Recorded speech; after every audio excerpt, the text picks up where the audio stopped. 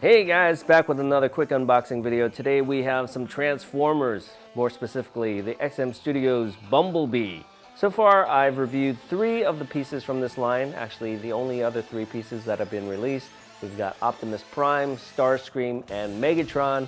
This is the 4th edition, definitely the smallest one of the bunch, but if you're collecting the Transformers, you need Bumblebee. Stay tuned, I'll be giving a full review of this guy on our other channel, EvanTube HD. Stay tuned for that full review. But here we go. We've got the nice G1 styled XM Studios box here. We've got our little black envelope. They don't have art prints for this line. So that's basically what we're gonna be looking at today. We've got the Transformers logo here on the side. And over here, we've got Bumblebee's tech specs.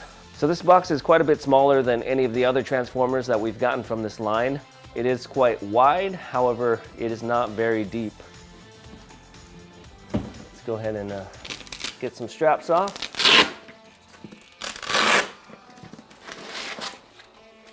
And let's see what we have.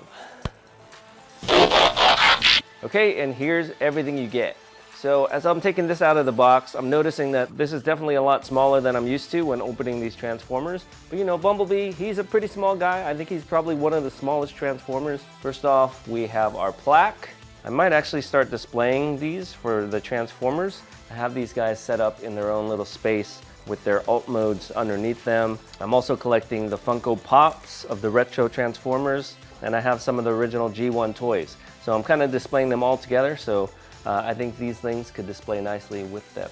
There you go, Bumblebee, limited edition. I believe the edition size for this is 258. I think it was the same as Megatron. So not a whole lot of people ordered these, but luckily XM is continuing the Transformers line. Up next, we've got Grimlock, and we just saw photos of their Soundwave. So here is a look at the base. It's actually a Transformers base I can hold in one hand, but it does have some weight to it. Great detail, like its big brothers. Got a lot of Cybertronian mechanics here. Got another Fallen, it's like a jet engine, very similar to the one we have on the Optimus Prime base. I like the colors on here, very neutral metallic colors. Unlike that Megatron that had some blues and some oranges, I think the yellow on Bumblebee will pop pretty good off of this base. So here's my hand, here's Bumblebee. So I'd say it's similar to the size of a quarter scale Wolverine. So he's not very tall. His windshield has a little protective film on it. Some really awesome detail like we've come to expect from the Transformers line. Look at all that. You can see through the windshield, we've got some mechanical parts going on inside, so it's not just a hollow cavity, and it's not just painted black. We have all the inner workings here, some nice paint on that yellow. It's not just yellow. We've kind of got the dirty, battle damaged look. Same here with the blacks on his leg, and down here to his feet, and also the wheel underneath his foot. The inside of his leg also has a lot of detail. So they definitely didn't skimp there. Here is his rear windshield. Again, some added detail on the inside there. And then we have the spare tire on the back. Some nice tire tread in there. Pretty cool sculpt there. We'll see it all set up in just a second. We've got his right leg, looking very similar to his left. Here is his left arm. Very nice gun he's got there. Here's a look at his other arm, which is more bent. So we've got 2 portraits. These guys are rather small. Here's a look at kind of the classic animated bee. He's got a more humanoid face, got the horns, very nice paint job to match his body, blue eyes, and he's kind of got the mouth and what appears to be teeth. I think he's the most humanoid out of all of the Transformers, the most relatable. That's why he's got his own movie. And then we also get this kind of reimagined futuristic one. I'm not sure if he ever appeared like this. He's kind of got the blue visor instead of eyes, and he's got a mask, sort of like Optimus Prime.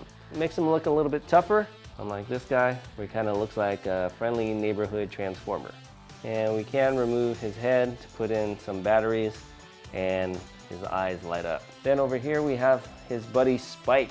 Spike is a 1/10 scale human, but he's got this big exo suit. I have a couple of those Iron Studios 1/10 scale X-Men, And he looks pretty similar. I mean, those things are tiny. Humans are tiny in 1/10 scale. Some people didn't like that they added this guy. I didn't mind. I mean, he does play a very important role in the animated series. So suit pretty much makes him another Transformer. This is kind of a diorama as you're getting two separate characters on here.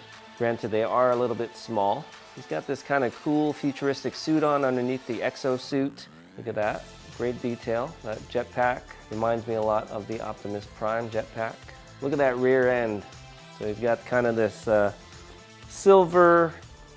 This is a little bit on the light blue side. It also comes with the little dome. Okay, pretty nice fit. There's a look at his face in the dome.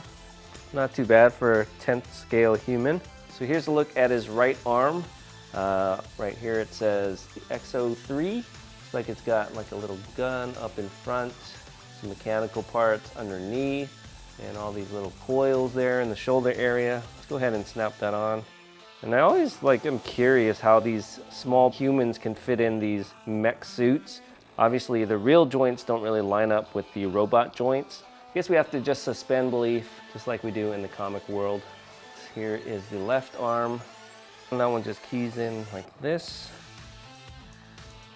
Then we get some more aged Cybertronian metal pieces. These right here look very similar to those parts that stick out of Starscream's base. Here's another one.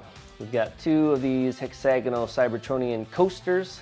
They've got the felt bottoms, and of course this is going to be our base to our alt mode.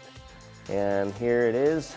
It does have little holes for the side mirrors, as well as the front and rear bumpers.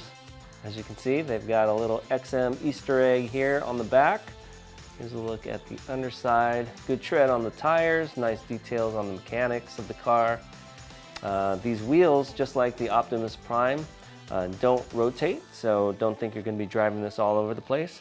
It's meant to stay still on the base. We've got some black tinted windows on the rear, and it looks like it might be on the front, but if you look closer, you can actually see into the car. You can see a steering wheel and the dash. Got the Autobot logo, along with two windshield wipers. Here's a look at the front and rear bumper. We've got another license plate on the front that says XM001. That's on all of them. The XM Studios Ghost Rider actually had a license plate that had the edition number on it. So that would have been cool, but for some reason, this one says 001. Okay, so let me get this guy assembled and give you guys a closer look.